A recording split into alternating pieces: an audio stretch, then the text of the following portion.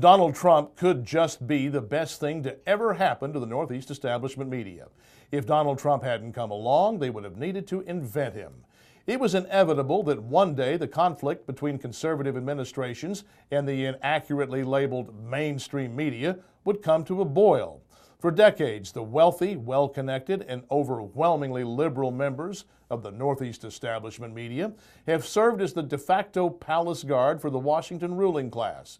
In doing so, they have, by increments, and by ever larger increments lately, forfeited their credibility and the respect of those living in the heartland of the country. Though they have nothing but disdain for what they derisively dismiss as flyover country, the mainstream media business model doesn't work without it. You can't run a national media organization relying solely on those living on the East and West coasts. Donald Trump, sometimes artfully and sometimes inartfully, is forcing the establishment media to confront all of this.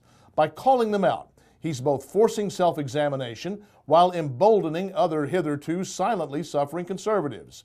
The Northeast media did themselves enormous damage during the 2016 election. It's not clear they will recover.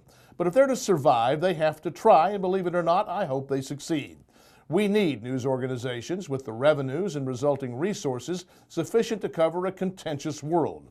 Independent bloggers and podcasters and citizen journalists can't take the place of a professional news organization with worldwide resources.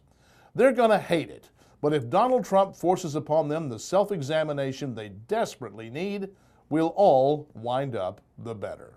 That's my word. What's yours?